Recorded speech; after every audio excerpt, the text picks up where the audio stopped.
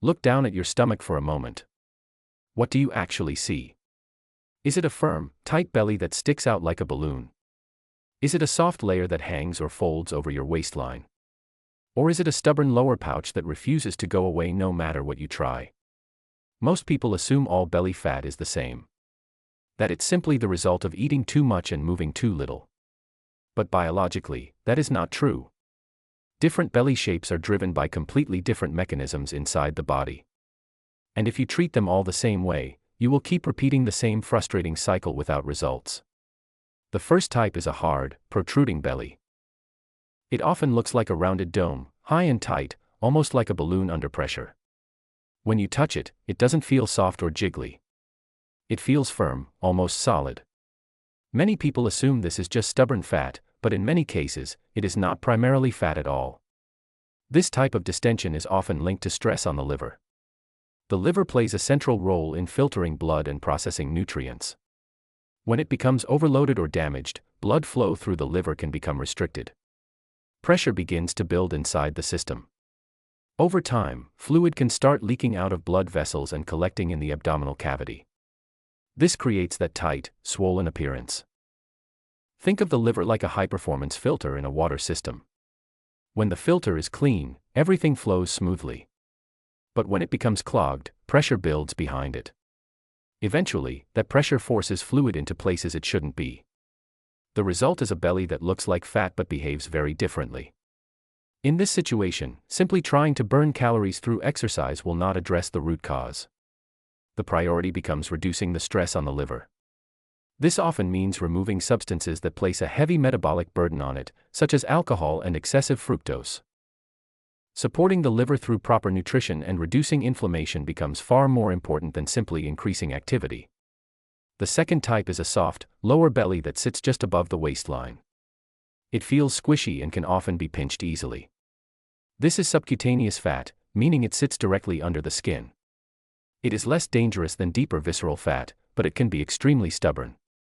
This pattern is often influenced by hormonal imbalances, particularly involving estrogen. Estrogen plays a role in where the body stores fat. When estrogen levels are elevated or when the body becomes more sensitive to it, fat storage tends to increase in the lower abdomen, hips, and thighs. In modern environments, many people are exposed to compounds that mimic estrogen. These are often found in plastics, processed materials, and certain chemicals in everyday products. Over time, these substances can interfere with the body's hormonal signaling. This creates a feedback loop. The more fat that is stored, the more hormonal imbalance can develop. And the more imbalance there is, the more the body continues to store fat in the same regions. Breaking this cycle requires addressing both sides of the equation. Reducing exposure to hormone-disrupting substances and supporting the body's natural ability to regulate hormones becomes essential. Diet plays a role, but so does the environment you live in and the materials you interact with daily. The third type is the classic sagging belly that hangs forward. This is often associated with visceral fat, which is stored deeper inside the body around organs such as the liver, pancreas, and intestines. This type of fat is strongly connected to metabolic health and is influenced heavily by two key hormones, insulin and cortisol. Insulin controls how the body stores and uses energy. When blood sugar rises, insulin helps move that energy into cells. But when insulin levels remain elevated for long periods, the body shifts into storage mode. Excess energy is stored as fat, particularly around the abdomen. Cortisol is the body's primary stress hormone. It is released in response to physical or psychological stress. In short bursts, cortisol is helpful. It provides energy and sharpens focus. But when stress becomes chronic, cortisol remains elevated. This creates a powerful combination. Cortisol increases the breakdown of muscle tissue to produce quick energy. That energy raises blood sugar levels. Insulin then steps in to store that excess sugar, often as visceral fat. Over time, muscle mass decreases while abdominal fat increases. In simple terms, the body begins to sacrifice muscle to build fat. Sleep plays a critical role in this process. When sleep is restricted, cortisol levels remain elevated and the body's ability to regulate blood sugar declines. Even a few days of poor sleep can significantly reduce metabolic efficiency and increase fat storage. Many people try to fight this type of belly fat with intense exercise. They push harder, train longer, and increase intensity. But if stress levels are already high, this approach can backfire. High-intensity workouts further increase cortisol, reinforcing the same cycle. A more effective approach is to reduce the stress signals the body is receiving.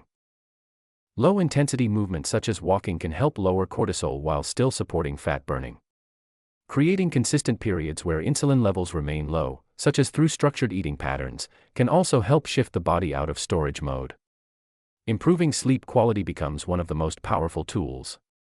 When the body is well rested, hormones begin to rebalance naturally.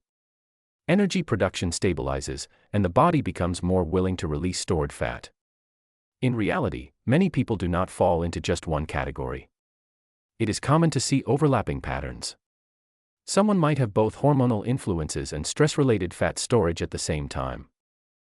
This is why a single approach rarely works for everyone. The key is understanding what your body is signaling. The shape of your belly is not random. It is a reflection of underlying biological processes. Once you identify those processes, your strategy becomes clearer. Fat loss is not just about eating less or moving more. It is about creating the right internal environment. When hormones are balanced, stress is managed, and metabolism is functioning properly, the body begins to change in a way that feels far less forced. What you see in the mirror is not just appearance. It is information.